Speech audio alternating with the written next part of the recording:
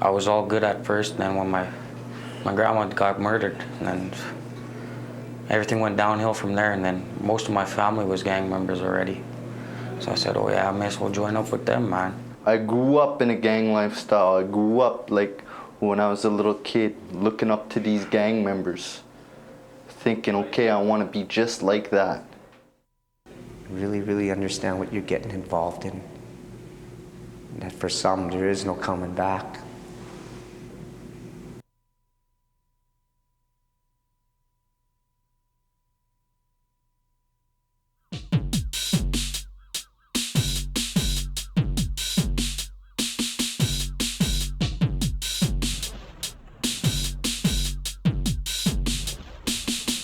Rob Papin grew up in a street gang.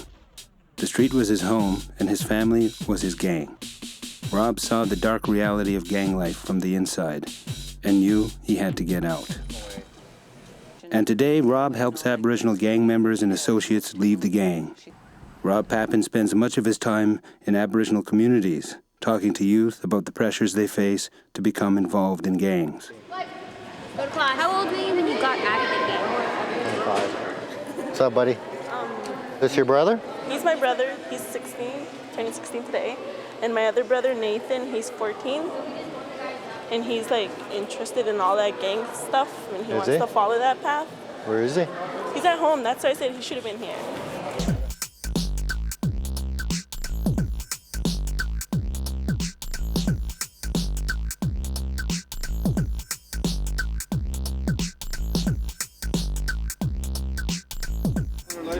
Derek Powder grew up in Edmonton's inner city with an alcoholic mother and never knowing his father. You know, little brother's sleeping. I'm supposed to be sleeping too, but I can't sleep because mom's not home. We're not home with anybody, actually. That was a hard thing to deal with.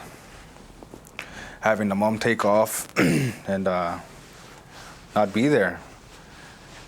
So finally, eventually, you'd fall asleep, get up in the morning. Sometimes she'd be there, sometimes she wouldn't.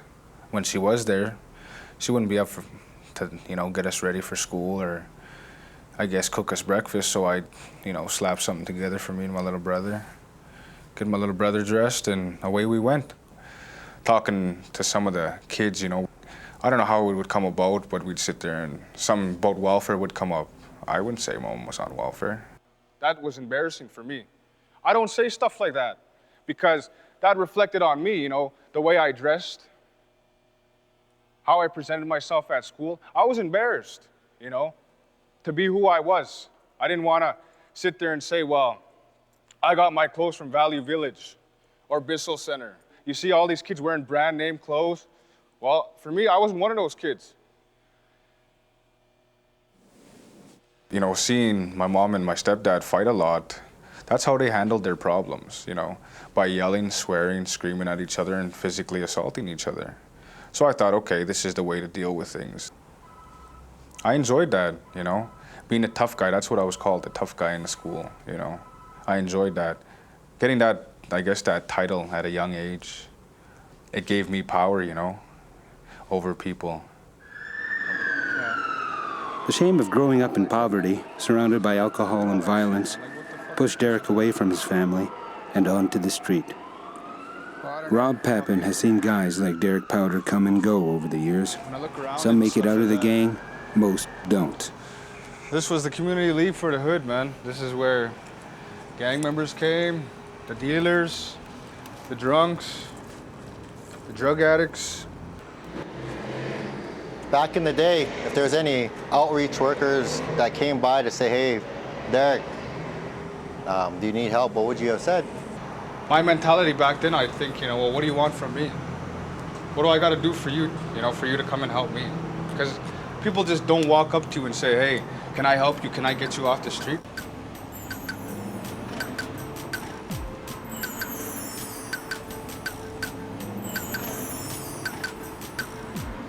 At first, like I said, I chose it because it looked from a distance like it was exciting, it was fun.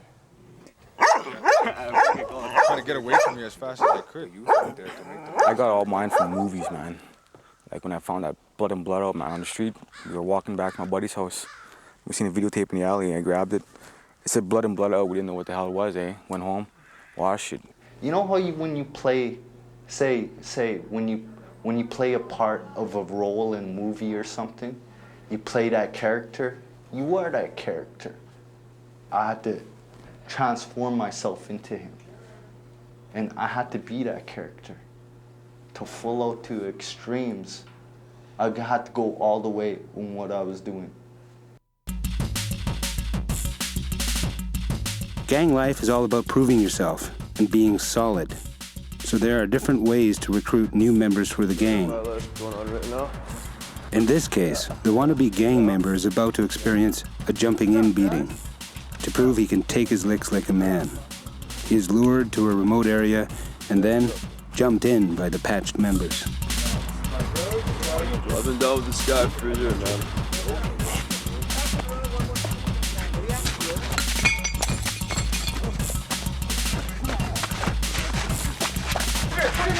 Sometimes, these recruits end up in hospital as a result of the severe beatings. In this case, the wannabe did not make it into the gang because he was beaten to death. They were starting a group and that, and even though I didn't want to be a part of it and that, I'd go and see them and that. Because I'd never stopped them being my friends. They were my friends, my brothers, and people I loved and who were always seemed there for me when I was out. We started this one clique. We started this up. And then it was called Independent Gangsters. We're IG. There was just 6 of us. Quentin Tompkins, or Q, Derek, and Quentin's 2 brothers, Cecil and Flary, joined the same gang in the late 1990s. And we started getting a name for ourselves.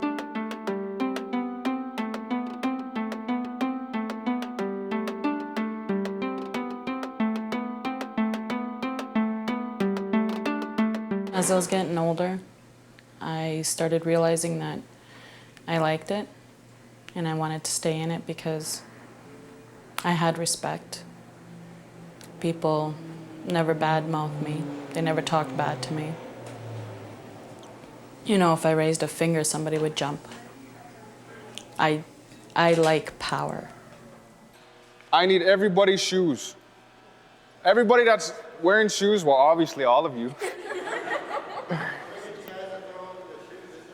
Yeah, everybody throw their shoes in the middle. Yep. Both sides, both shoes. Just throw them in there. Just throw them Nobody in there. hit me. You've seen one person throw their shoes, so why not? You know, the whole crowd goes, just like the gang, you know? And then we explain to them the reality of it. That's how it is. Now I have your property. I'm gonna see how tough you are. I'm gonna see if you challenge me. For me to get into the gang lifestyle, I wanted to be in power. I wanted that control over people. I wanted to have respect and inflict fear on people, and I wanted people to back my play. A lot of gang members are very angry, and being like a gang member's girlfriend, you carry a lot of their anger, like physically, emotionally.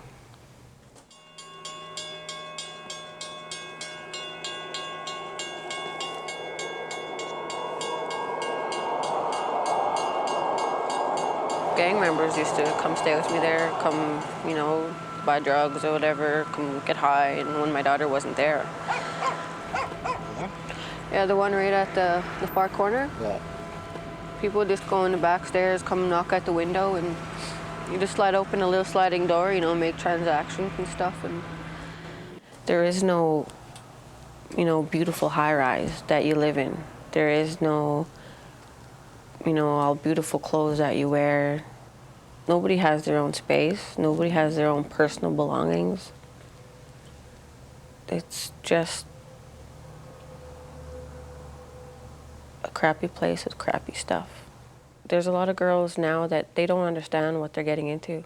They just see it as, oh, well, my boyfriend's, you know, this, and he can give me this or buy me that, and, you know, I don't have to pay for drugs, or, you know, I could just go to a party and everything will just be all fun and games. it's not like that. It's not like that at all. There is no women in the group, but there's a bunch of women who hang around the guys.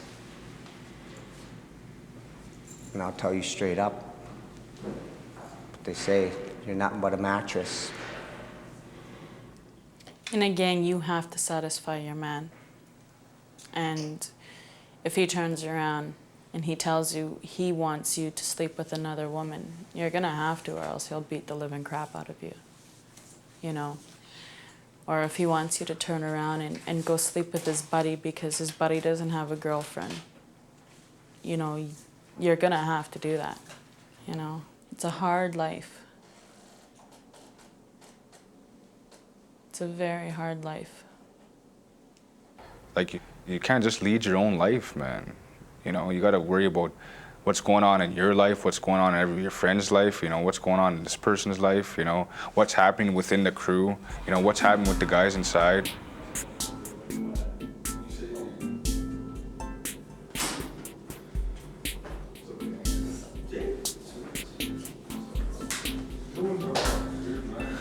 Look at my little brother, man. Young age, man. I brought him in at 15 years old. Now look at him, man. What a big brother I was, eh? Sitting there, you know, talking on the phone, you know, talking to my mom, she's crying. My dad, they're crying, you know. I tell them, and my lawyer told me, you know, they're asking 15 years. Man, you got, you know, all these guys saying they're your bros. You grow up with them. They turn on you like that, man. I just can't figure it out. You don't listen to your parents. Why do you have to go listen to somebody else that never raised you to tell you to go do this and go do that, and you go ahead and do it, and you don't listen to your parents, you know? It just don't make sense at all. You think people are your friends because they're there, they back you up. Nobody's really there for you and back you up except for your family. And that's your family. With family, the individual and the family themselves sacrifice a lot to help each other. In the gang, you're always sacrificing to the gang, giving up your freedom and your choices and a lifestyle. And when I ask a lot of these guys, especially the younger ones, why did you join a gang? Oh, there's too many rules at home. But when they stop and think about it, there's just as many rules in the gang, but your mom may not take a knife to you or beat you up or have you beaten up because you didn't clean your room. My face was supposed to get slashed. I was supposed to get stabbed up, and this is supposed to be from people that I grew up with, my friends. There was a guy in the hospital when I was in the hospital after I got stabbed, who came in and died. And the same guys that after I got stabbed, the same guys that stabbed me went and stabbed him. I know a couple of girls they've had certain marks on them, tattoos. They had them cut off by other people, like their skin cut right off. They're so solid, man. They'd be rolling by themselves. That's the way I seen it. I seen a bunch of guys hiding behind the gang. You gotta be on guard all the time because there's always enemies. Like with my daughter, before I had my younger kids, we were house invaded. My girl was about maybe 4 or 5. She was awake. She was sitting at her desk coloring, and at the time, my boyfriend, he was like sleeping on the couch. Our door got kicked in while I was sleeping.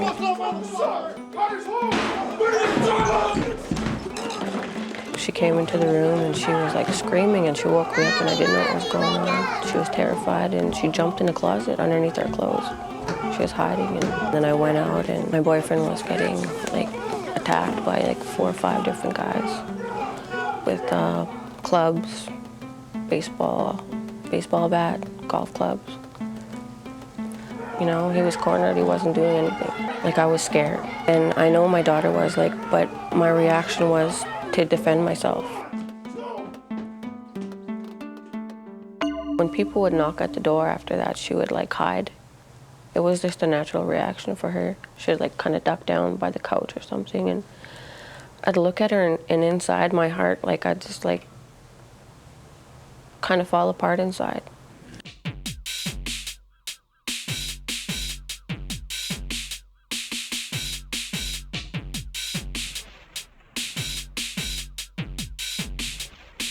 Rob is enjoying a visit with his cousin, Robert Wenger.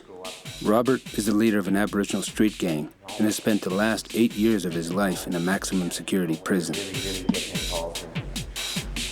If you're smart while you're here, you really look at yourself and ask yourself why you are here. Over the years, I used to go to prison. All I'd think about while I was in was, can't wait to get out. I wonder what they're doing. I wonder who's all there. I wonder what that girl's doing, this girl. And never once did I ever stop to think about, why are you here, Rob? Like, why are you here? I stabbed that one guy at least 11, 12 times. I don't know how many times. All I was thinking is he's gonna kill me, so I'm gonna kill him first. And all I knew is that I was being hunted too. So instead of having somebody drive around looking for me with a gun, I went and got my own gun. And instead of driving around, I went right to their place and I kicked it in. I didn't have a regard for who was in there. My only mission was to kill him.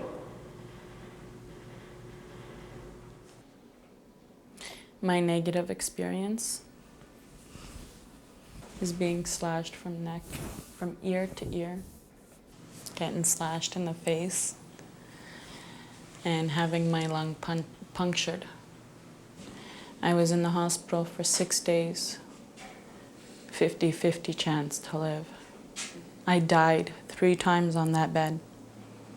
I heard my own heart flatline. I heard beep. And I seen myself. I floated up, I looked down at myself. And then all of a sudden, it went black.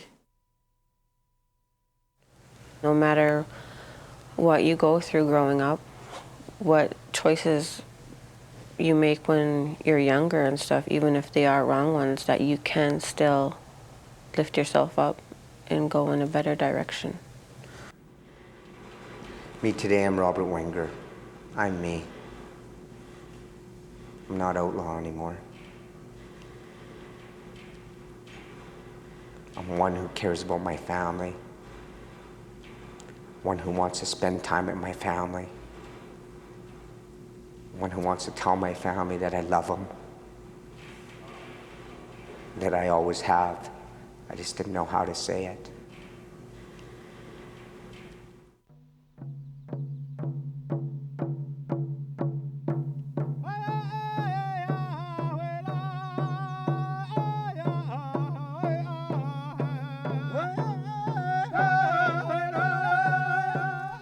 Rob Papin and Elder Joe Cottrell have been helping Derek to reconnect with himself as an Aboriginal person. On this day, Derek has returned to his cultural roots and to the spiritual traditions of the Cree Nation as he prepares for a sweat on the Alexander First Nation north of Edmonton. I know Derek. He got away from that gang dog, see? He made up his mind. He was searching for him some way to get out of there.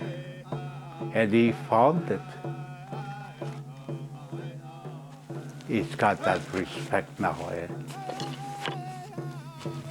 That's why everything is going right for him. He's happy now. So he's stronger now, getting stronger. So I grew up like lost identity. I really didn't know who I was. And throughout all the years, I wasn't fortunate enough to learn about culture when I was younger. I had no sense of belonging. I had no role models. My kids have role models. And I hope to God that they have a sense of belonging. Our Aboriginal people, we've been struggling for years. Like back in the day, fighting distinction, identity, to years later, we're fighting addictions. Nowadays, we're fighting each other.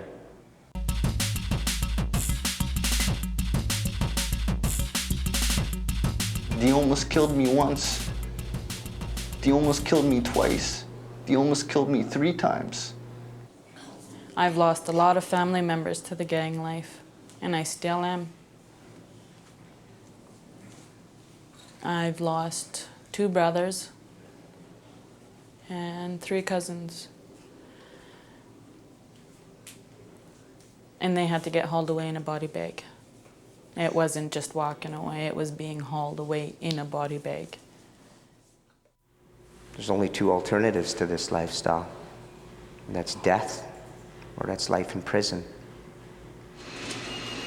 Whoever says elsewise, well, you're kidding yourself.